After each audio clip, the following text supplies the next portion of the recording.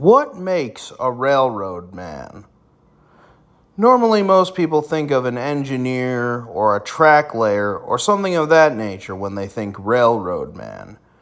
But I would argue there's one man who deserves that title, though he is seldom talked about because he didn't actually build the railroads themselves. This is the story of Fred Harvey. Born in London in 1835, Fred Harvey would immigrate to the United States at the age of 17 and work as a busboy and a dishwasher at a popular restaurant in New York City. It was here that Fred Harvey learned the restaurant business and eventually used those skills to open his own in St. Louis with the help of a business partner. Now, I'm sure at this point most of you are wondering, well, that's all well and good, but what does this have to do with the railroads? Well, we're getting to that.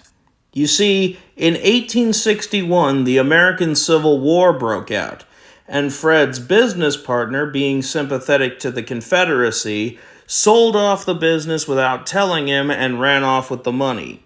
Fred Harvey would eventually get back on his feet, however, when he got a job with the Chicago, Burlington, and Quincy Railroad, and later the Atchison, Topeka, and Santa Fe Railroad as a freight agent.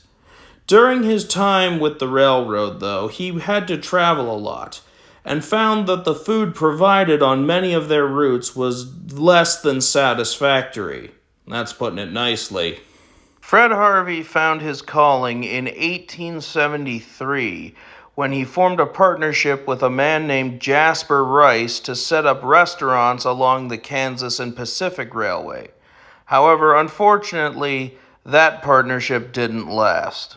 His true success, however, came from a partnership with Charles Morse, the superintendent of the Santa Fe Railroad, to set up lunchrooms and eating houses all along their main line. Commonly referred to as Harvey Houses, these were essentially the first chain restaurants developed by Fred Harvey in conjunction with the railroads, and his policy of only using fresh ingredients and providing a consistent, good quality meal at a reasonable price is largely credited with helping to civilize the American Southwest.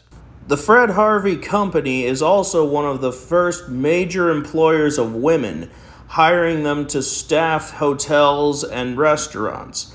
They would quickly become known as Harvey Girls. Fred Harvey would pass away at the age of 65 in 1901. The Fred Harvey Company would continue to operate until 1969, when it was purchased by the company that would eventually become Zanta Travel Collection. Zanta is a hospitality company that operates hotels and restaurants throughout the world, most notably at America's national parks, specifically, for me at least, because I live in Arizona, the Grand Canyon, as they operate many of the hotels and restaurants, as well as the Grand Canyon Railway. Also in Arizona is the La Posada Harvey House in Winslow, which still operates as a hotel and restaurant. Though Fred Harvey himself is seldom remembered in pop culture and mainstream media, his impact on the world cannot be denied. And though many of you have probably never even heard of Fred Harvey until watching this video, I think you'll agree he's definitely made his mark on the history of America's railroads. Though is he truly a railroad man? Well, I'll let you decide. And with that, thank you all for watching. I'm Tim the Train Guy, and bye for now.